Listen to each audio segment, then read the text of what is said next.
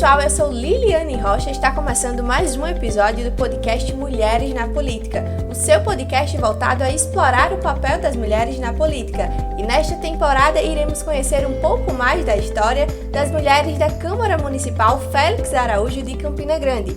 E no episódio de hoje temos a vereadora Valéria Assunção. Valéria, seja bem-vinda. Muito obrigada por ter topado. Liliane, primeiro agradecer o convite de estar aqui de um projeto seu de TCC, do curso de jornalismo, como mulher também no jornalismo, e lhe parabenizar por esse tema, Primeiro, despertar para a política, nesse viés da mulher na política, ou seja, a política feita por um olhar feminino. Então, agradecer o convite, parabenizar você por essa iniciativa, que bom ver mulheres também tendo essa preocupação com o conteúdo. Valéria, vamos começar então, já que você falou que também é jornalista, O que a sua formação e vivência na comunicação, ela facilitou para você nessa vida de vereadora? Olha, a comunicação, ela, sem dúvida, eu acho que ela é um alicerce para diversas profissões, digamos assim, diversas áreas que você venha a ocupar. E na política, eu acredito que é fundamental até, porque a gente se comunica o tempo todo. A gente tem um microfone na Câmara, um púlpito na Câmara. A gente usa a tribuna todos os dias para falar, para debater assuntos, para trazer cobranças das mais diversas para o público que está ali presente, para o público que acompanha nas redes sociais e também nas nossas próprias redes sociais, porque é uma extensão do nosso trabalho enquanto vereador. A voz, ela está ali, a todo momento. Tempo todo. Essa comunicação, ela tem que realmente ser fluida, ela tem que atingir, você tem que falar a língua das pessoas e e aí eu vou dizer assim, a comunicação do rádio, da TV, da minha profissão de mais de 20 anos, ela me ajuda muito nisso, mas até na vivência da política eu tenho que transformar aquilo que o jornalista faz no dia a dia, e você deve saber, enquanto estudante com certeza já viu sobre isso, é como você traduzir certos termos, certos conteúdos jurídicos na política, na ciência, no mundo financeiro para o público. É falar do povo para o povo, a Exato. Língua do povo. Para que todos entendam. É o que a gente sempre diz, desde o agricultor até o mais letrado dos acadêmicos. Então você tem que falar uma linguagem acessível a todos, e de algo que não é fácil, que é a política. Então, assim, a comunicação me ajuda nesse sentido, e a política, por ser nova, algo novo na minha vida, então eu estou tentando unir essas duas coisas. Até quando eu falo dos projetos, que é algo muito, como é que eu posso dizer, ainda é uma barreira para a população, falar de política. Então, eu tenho que ser didática.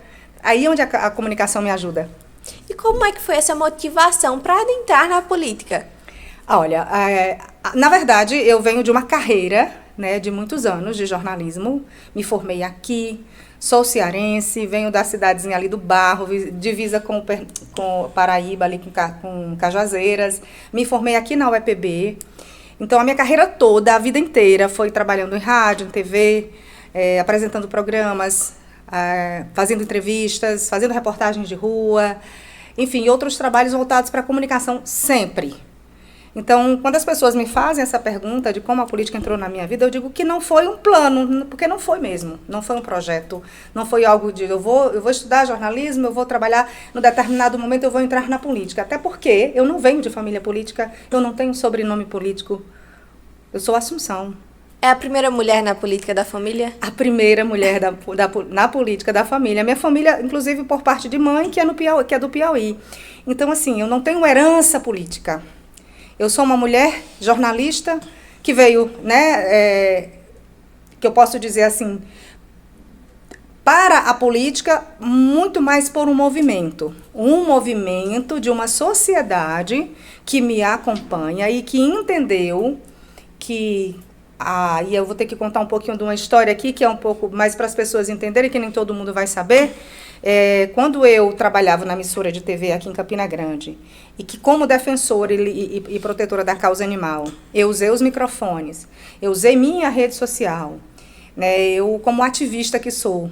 Usou a voz que tinha no momento. A minha voz, para fazer cobranças para a gestão municipal sobre a ausência de políticas públicas para a causa animal, houve toda a repercussão, que culminou com a minha demissão, que culminou com um clamor, né, social muito grande. A própria causa animal se mobilizou e aí houve todo um movimento natural, depois do que aconteceu, para que eu assumisse um cargo na gestão estadual, fosse filiada ao PSB, viesse a me candidatar e a ocupar uma cadeira, uma das 23 cadeiras. Então, não foi um projeto, não foi uma decisão pessoal, foi uma sucessão de acontecimentos que acabaram me trazendo aqui hoje para a política. E quais foram os maiores desafios que você encontrou ao ingressar na política? A gente sabe que você é nova nesse ramo, né? Como você mesmo disse. Não era uma coisa que você planejava, só aconteceu. Então, quando você entra na política, eu acho que independente de você ter ou não experiência, a primeira coisa que você tem que ter é a vontade de querer trabalhar. Se você tem uma bandeira, ótimo, porque você já tem um propósito maior ali por que você vai lutar, que é o meu caso. E você querer aprender. Porque não adianta você ser um político de carreira, ter 10, 20, 30, 40 anos, e você não ter um propósito junto à população, serviço prestado, sabe? Você realmente se sentir e ser representante do povo. Não adianta também sentar na cadeira e não fazer nada pelo povo, né? Tem que estar nas ruas, tem que ser ativo. A gente vê que você é muito ativo na causa animal. Como é que começou Como é que começou isso pela causa animal? Olha, da causa animal já tem um tempo bem assim... Do período de jornalismo, eu acho que... Deixa eu tentar aqui... Acho de uns 15 anos atrás, né? Porque tudo que aconteceu de 2 anos para cá, após a minha demissão, então eu já tinha mais de 10 anos que eu atuava como voluntária. Inclusive, fundamos uma ONG aqui em Campina, um grupo de voluntários que começou no meu WhatsApp, ainda hoje existe. Tudo começou com um grupo de WhatsApp, que a gente denominou Padrinhos dos Patudos. Agora, isso 10, 12, 13 anos atrás. E aí, foi assim, algo... Gostar de animais é nato, é de família, é algo que eu nasci e me criei assim. Então, mas uma coisa é você gostar, outra coisa é você sair da sua zona de conforto e ser ativista. E aí, eu comecei a frequentar à época os centros de zoonoses e percebi, numa época de chuva aqui em Campina, que os animais estavam... dormindo na água, no frio, no relento. A chuva entrava, molhava tudo. Gente, bora fazer uma campanha para arrecadar aqueles pneus, para fazer de caminha para os animais de lá, e a gente conseguiu arrecadar mais de 100 caminhas. E aí, assim, você vai fazendo contato com um e com o outro e vai entendendo e vai enxergando. E que existiam dezenas de pessoas que faziam esse trabalho de formiguinha, de voluntário, e que precisavam de ajuda. Eu estava na condição de repórter, ali, de um espaço privilegiado, e comecei a usar os microfones para visibilizar, para mostrar esses projetos, para buscar ajuda, para fazer denúncia e tudo mais. E montamos esse grupo para que a gente conseguisse, com o apoio de várias, como eu conhecia e conheço muita gente, fossem padrinhos, apadrinhassem pessoas que acolhem animais de rua. E daí foi surgindo todo um trabalho de ajudar essas pessoas. A gente fazia eventos de adoção de animais, conseguia campanha para doar ração, enfim. E aí começou. Eu mesma comecei a resgatar animais. O amor pelos animais, então, digamos que seja desde criança, né? Sim, mas ativamente falando, porque uma coisa é você gostar, outra coisa é você agir, né? Ter realmente uma atuação voltada para ajudar. Então, veio dessa época. E aí a gente começa algo assim que é muito natural e quem é protetor vai entender o que eu estou dizendo. De repente, tira uma venda do seu rosto.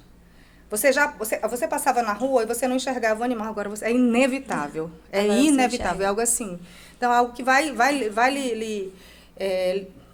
como é que eu digo, vai tomando conta e você vai querendo fazer mais, claro, dentro das suas limitações. Então, eu comecei justamente a resgatar animais a ponto de hoje eu estou com 8, mas já tive 11, 12, alguns, né, que acabam morrendo. E aí você vê que você pode fazer mais, não sozinho, mas com a ajuda de outros, de várias formas você pode ajudar.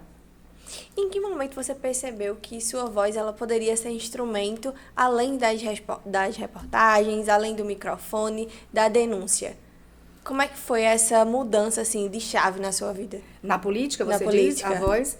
Então, foi quando tudo aconteceu na minha vida que, né, eu digo que A partir de um vídeo que eu gravei nas redes sociais, que repercutiu, que viralizou sobre essas cobranças da gestão municipal, que culminou com a minha demissão, ali ainda não tinha percebido. Ali, para mim, assim, foi algo que, meu Deus, meu mundo caiu. E agora? Como é que vai ser? Não sei. Só passei a vida inteira, me formei para isso, só sei fazer isso, como é que eu vou fazer? Me dei um tempo naquele momento, né? E comecei, assim, a ressignificar algumas coisas e também a projetar...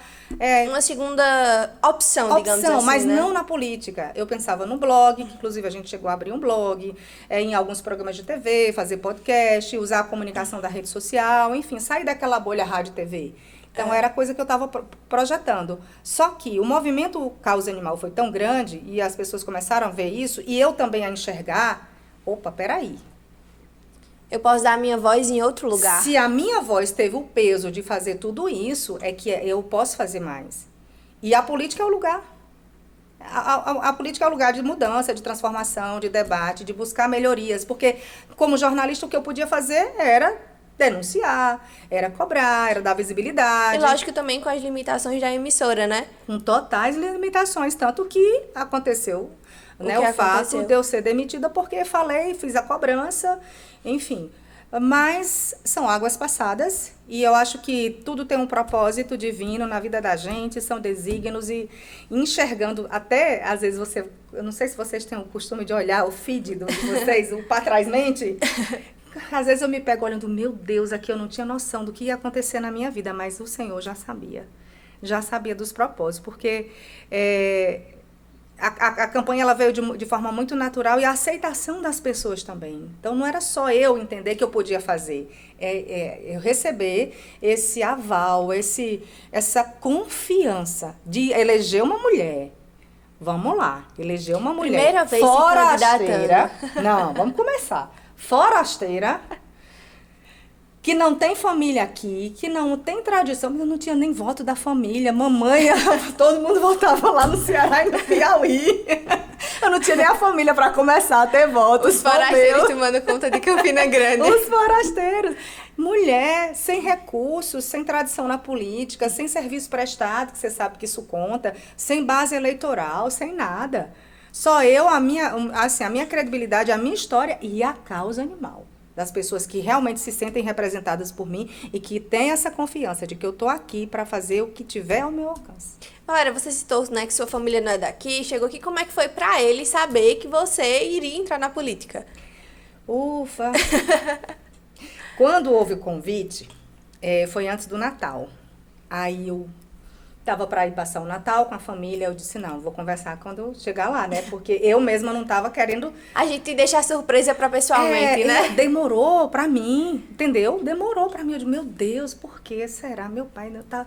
Assim, sabe, você sair da sua zona de conforto, entre aspas, eu digo, eu vou entrar na área de política, eu não sei onde é que eu estou entrando, será que é isso? Então, eu mesma fiquei me questionando, será que eu vou... Assim, até para eu me aceitar como candidata foi um trabalho pessoal. Muito íntimo, assim, um trabalho psicológico de mim. Como você disse, né? Tipo, você estudou para ser jornalista, você não pensou em ser política, em ser uma vereadora. Não fui nem criada numa família acompanhando pessoas da política, enfim. Cheguei no Natal, lá no Ceará, com a família Buscapé. Aí comecei a ouvir minha mãe, a minha irmã, que eu assim a admiro muito e é uma pessoa muito, muito prudente nas palavras, muito sábia. E a gente começou a conversar. E aí, assim, o que ela falava é exatamente o que depois eu comecei a entender e acreditar. Eu disse, Valéria, veja tudo o que aconteceu na sua vida. Você, como jornalista, mais do que ninguém, você sabe a importância da política para se resolver as coisas, para se cobrar as coisas.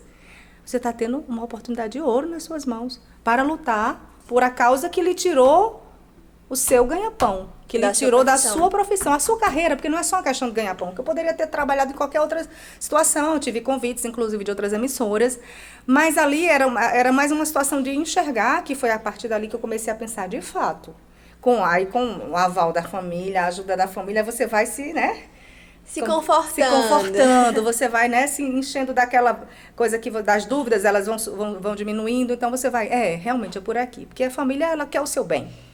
Então foi muito por aí mesmo, assim, a família conversou e eu voltei para Paraíba e a partir daí fui construindo. Já voltou com aquela certeza de que, não, minha profissão me fez se me tornar vereadora, né? Porque foi por conta da demissão da emissora que, queira que não, o povo viu que você tem voz, que hoje em dia uma vereadora na Câmara luta pelas causas animais. E a gente vê também o quanto as redes sociais, ela muda a vida das pessoas. Total. E o quanto ela tá presente, né? Hoje em dia a gente vê as redes sociais muito ativa. Muito, muito. E assim, é exatamente o que você falou, foi por aí. E eu voltei com essa aceitação na minha cabeça, e aí, a partir daí foi uma construção realmente de partido, de coligação, de legenda, enfim, de adequação política, porque você não é candidato sozinho, mas entendendo isso mesmo, a força de quem me colocou lá, né? É a força do povo. É a demonstração, assim, eu acho que mais legítima de que quando as pessoas querem, sabe, não tem barreira. Força de vontade, né? E quando o povo quer, quando há um desejo de transformação, quando há um desejo de que as pessoas, né, é legítimo de lhe escolherem, claro que eu fui um ponto fora da curva. Isso se a gente olhar a própria fotografia dos 23 vereadores, eu sou um ponto fora da curva. Mas mostra que ainda há, sim, uma parcela da população que está carente de representatividade, pelo menos eu falo em relação à minha causa, das pessoas que me escolheram, né, no sentido de que acreditam em mim, no meu propósito, que esperam que, de fato, eu os represente. Mas mostra que, sim, para além de tudo aquilo que a gente vê na política e sabe que existem, assim, questão de troca de favores, de situação de hierarquia familiar, até de mulheres mesmo que herdaram da família a política, que não é o meu caso. Então, tudo isso mostra que a gente tem um público eleitor, um eleitorado ainda que espera da gente, sabe? Que eu acho que é a essência da política. Eu acho que a política, no geral, né? A gente vê muito como, não, fulano é parente de ciclano, por isso que está na política. E a gente vê que não, quando o povo quer mudança e quando o povo vê que o candidato ele tem propostas, né, para a Câmara, a mudança acontece. Isso aí é como eu falo, assim, eu acho que foi uma demonstração muito grande da força da população, da democracia, das redes sociais, e aí o que você falava. De fato, hoje eu participava de uma manifestação ali em frente aos centros de zoonose, os protetores lá, né, por melhorias, e eu fiz uma fala que eu digo, olha, vocês não têm ideia da força que vocês têm. 20 anos atrás, não, vocês dependiam de uma imprensa, vocês dependiam de uma oligarquia, de grupos, né, que detém a autonomia das empresas de comunicação. Vocês dependiam de pelo menos um editor ali entender que a pauta de vocês era importante e que para ter visibilidade precisava de um microfone de uma emissora. Hoje não. Hoje não. Vocês têm uma força grande. Rede social. Então, assim, todo mundo entender isso, assim, usar da forma correta, né? Eu acredito com respeito, porque todos têm direito, têm dever. Tá, a gente não pode achar que a gente só tem os direitos, mas usar isso em favor de todas as causas, porque é um direito da população cobrar. E tem essa ferramenta que é muito importante, ela dá visibilidade, sim. E a única forma que eu acho que, de forma democrática hoje, que a gente pode ter, de usar a nossa voz enquanto cidadão, de fazer essas cobranças, inclusive de cobrar os próprios políticos. Que antes, ou você ia para o gabinete do vereador e diz, votei em você não foi lá, você não resolveu. Hoje tem a rede social. Você sente que o seu público se aproxima mais de você através das redes sociais? Sem dúvida, sem dúvida. É um canal muito direto que já existia, inclusive, assim, eu acho que então eram pessoas que, na grande maioria, já me acompanhavam, e que outras vieram, né, depois disso, nessa identidade, nesse acompanhamento da política, e que tem esse canal, tá? Na rede social, no WhatsApp, e é muito bom. Quando você vai às ruas, você sente isso, porque é engraçado que as pessoas têm uma sensação de que já lhe conhecem mesmo, que muitas vezes nem lhe conhecem pessoalmente, mas assim, há uma sensação de intimidade com você, de lhe abraçar como quem abraça um conhecido, um amigo ali das antigas. Então, sinto muito isso nas ruas. Claro que tem a herança da TV aí também, mas por tudo que eu defendo, eu acho que soma. E Valéria, quando terminar esse seu mandato, o que você quer deixar para o povo da Rainha da Borborema? O que você quer ser lembrada? Primeiro que eu não estou pensando só em um mandato, não. Em vários outros. Não, na política, sim, eu comecei agora, eu estou iniciando agora. Tanto é que as pessoas têm me perguntado se eu tenho pretensões políticas para 2026. Não tenho. Tenho pretensões estou focada nesses 4 anos de mandato, que é o primeiro passo que eu tenho, assim, é a primeira oportunidade que eu tenho de realmente fazer aquilo que está ao meu alcance enquanto vereadora, porque existem prerrogativas e limitações do próprio Poder Legislativo, que você não consegue fazer projetos, construir um hospital, pavimentar uma rua, isso cabe ao Executivo. Mas, assim, o que eu quero dizer com isso é que eu entrei na política, não foi um projeto pessoal, mas agora passou a ser um projeto coletivo. Algo que tem propósito, algo que tem caminho. E o caminho na política, ele começa pelo Parlamento Mirim, que é a vereança, se vai até uma Câmara Estadual, que aí onde você tem um poder maior de atuação a nível de Estado, e a causa animal ela não é local, ela não é só Campina Grande. Então, me vejo sim como deputada daqui a alguns anos, depois de fazer de prestar um serviço de 4 anos e poder chegar para a população nas urnas, está aqui, ó, prestação de contas com vocês. Agora eu peço a confiança de vocês para a gente subir um outro degrau na política. E o céu é um Não fim. era, né, uma vontade de ser política, mas foi se tornar picada. política, mas ela entrou. Hoje em dia, então, você não se vê mais em outro lugar a não ser na política? Hoje em dia, eu me vejo com um projeto maior que a política me trouxe, que é de conseguir ajudar. Em todas as áreas, eu falo muito da causa animal, mas eu tenho também outras ações, outros projetos, e defesa também da saúde humana, de algo assim que é voltado muito para a mulher, para o mercado de trabalho, para a mãe solo, para a mãe atípica, para as mulheres vítimas de violência doméstica. Assim, na Câmara que você vem fazendo e está se tornando um sucesso? Vamos lá. São 9 meses de mandato. Nesses 9 meses, eu protocolei mais de 30 projetos de lei. Só que existe um fluxo de trabalho e trâmite que não depende só da gente. É que as pessoas, às vezes, não entendem. Primeiro, para o projeto virar lei, ele tem que ser aprovado na Câmara Municipal pelos 23 vereadores. Tem que estar na pauta. E essa pauta é feita pela presidência da Câmara. Então, dos mais de 30 projetos que já foram protocolados, apenas 8 foram sancionados. Então, há todo um trâmite que não é tão rápido assim, não é aquela coisa, não. Há uma discussão, e eu entendo que é natural que tenha. Todos os projetos dos 23 vereadores, os 23 discutem, concordam, discordam, e aí vai para a votação. 8 mil foram para a votação. Apenas 3 foram sancionados pelo prefeito, porque funciona assim. Depois que é aprovado, é encaminhado para o Executivo, que sanciona ou veta. E 5 estão engavetados. Dos 3 que foram aprovados... dos 8 que foram aprovados, 5 são da causa animal. Dos 3 que foram sancionados, apenas 1 da causa animal. Que é o projeto que determina que clínicas particulares, hospitais veterinários, clínicas escolas, públicas ou privadas, denunciem casos suspeitos de maus-trato de animais que são atendidos nesses estabelecimentos, com laudo veterinário, para que a gente consiga combater maus-tratos, que existem casos assim. E que, assim, é uma forma de você juntar a sociedade para essa luta, que é uma luta também em relação aos maus-tratos. Mas outros que não foram, como a criação do banco de ração e utensílios, que eu propus ao prefeito, que ajudasse esses protetores, que estão fazendo por conta própria algo que não é obrigação deles, retirando animais da rua, se sobrecarregando, lotando suas casas, adoecendo, e o prefeito nada faz.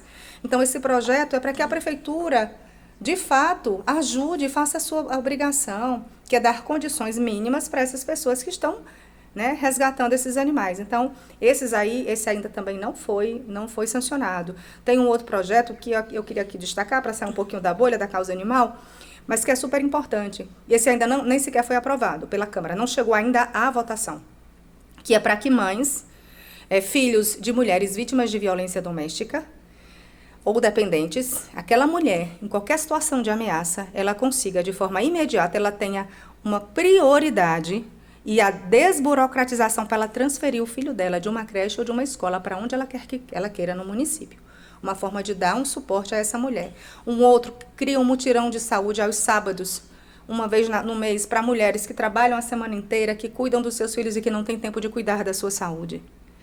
Tem um que é um dos que foram aprovados, que é o Banco de Ideias e Práticas Inovadoras, que é para trazer a população mais perto do serviço público municipal, que é que o cidadão, hoje todo mundo tem celular, ele tem na plataforma da prefeitura, no site, tem uma espécie de formulário para que a população sugira, olha, a minha rua, o meu bairro, a minha escola, a creche, o posto, esse canal direto de sugestões, críticas e denúncias.